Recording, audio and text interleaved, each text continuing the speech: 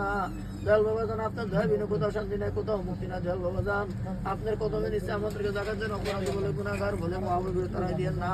তাই দয়াল বিকেলা জানের কদমে বলেন, বাবা অপরাধী বলিয়া